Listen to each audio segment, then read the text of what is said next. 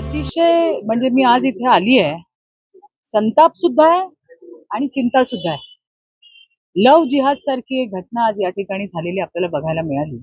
यामध्ये हरामखोराने 22 वर्षाची मुलगी, तिच्या सोबत तर अत्याचार केलाच केला, पण तिच्या सख्ख्या लहान बहिणीवरती सुद्धा अत्याचार केला.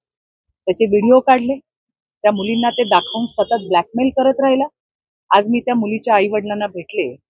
माझ्याकडे शब्द नाही आहेत. ते बोलत असताना आणि एक एक घटना सांगत असताना की कशा पद्धतीने मुलींना आपल्या जाळ्यामध्ये ओढून पूर्णपणे आपल्या कयात घेतल्यानंतर त्या मुलींचा गैरफायदा घेतला. ऐकताना सुद्धा आमचा जीव कापून निघत होता.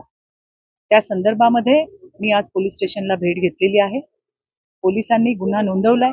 आई वडिलांनी बऱ्याच गोष्टी अजून सांगितल्या, ज्या येणाऱ्या दिवसामध्ये पुरवणी जबाबामध्ये सुद्धा पोलीस त्या ठिकाणी घेतील. आजही आई वडील आणि संपूर्ण कुटुंब एक ट्रॉमामध्ये आहे आणि त्या मानसिकता, त्या धक्क्यातून, अजून मानसिक धक्क्यातून बाहेर आलेले नाही आहेत. त्यामुळे पोलिसांनाही आम्ही विनंती केली आहे की थोडा वेळ देऊन जसं जसं काही घटना आठवत आहेत त्या घटना त्या स्टेटमेंटमध्ये आल्या पाहिजे आणि पोलिसांची सुद्धा तशी भूमिका आहे.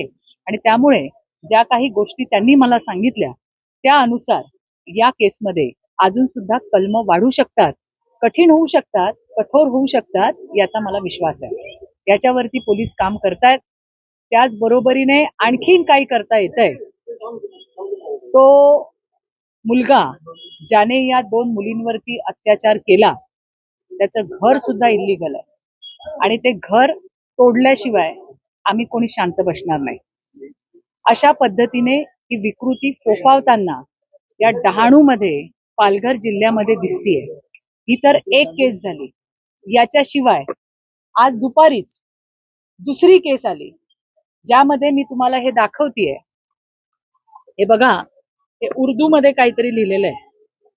हे बघा, हे बघा, हे बघा, हा कागद ज्यामध्ये उर्दूत काहीतरी लिहिलेलं आहे. हे पाणी टाकणार याच्यावरती आणि मुलींना प्यायला देतात, अशी तक्रार एका मुलीने केलेली आहे. त्याचा सुद्धा कॉग्निझन्स पोलिसांनी घेतलेला आहे. हे काय आहे?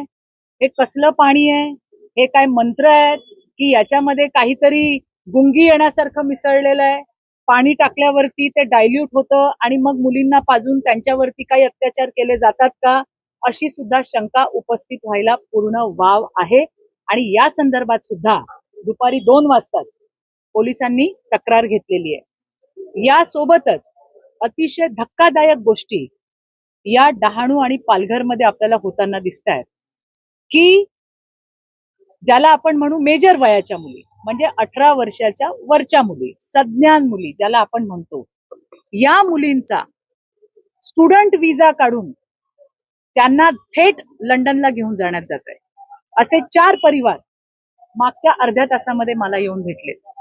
या मुली जैन समाजाच्या आहेत, या मुली मारवाडी समाजाच्या आहेत आणि ज्यांची खाण्याची इथली ऐपत नाही आहे अशी, हे सगळे जे नेणारी मुलं ती सगळी मुस्लिम आहेत.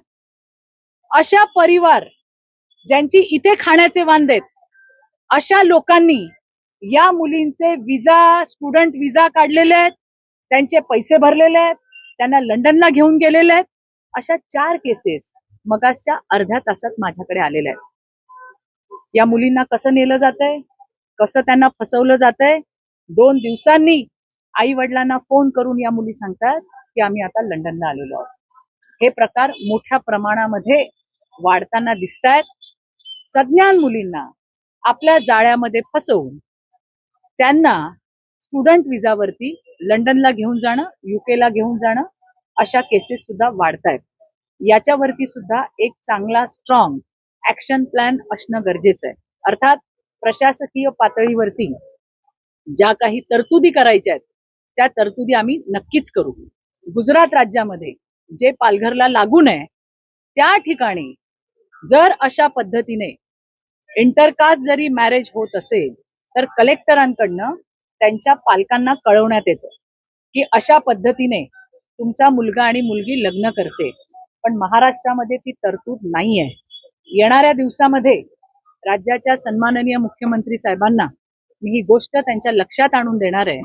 कारण आज बोर्डीमध्ये किंवा पालघरमध्ये जी कॉलेजेस आहेत त्याच्यामध्ये जर तुम्ही नीट सर्वे केला तर 70 ते 80% मुलं ही अदर स्टेटची आहेत आणि इकडे येऊन इथल्या मुलींबरोबर संधान करून त्यांच्यासोबत कुकर्म करून किंवा या मुलींना लंडनला घेऊन जाण्याची जी मोडस ऑपरेंडी या आपल्या राज्यामध्ये विशेषतः पालघर जिल्ह्यामध्ये चालू आहे ती कशा पद्धतीने खंडित होईल याच्यावरती सुद्धा येणाऱ्या दिवसामध्ये आम्ही त्या ठिकाणी काम करणार आहोत.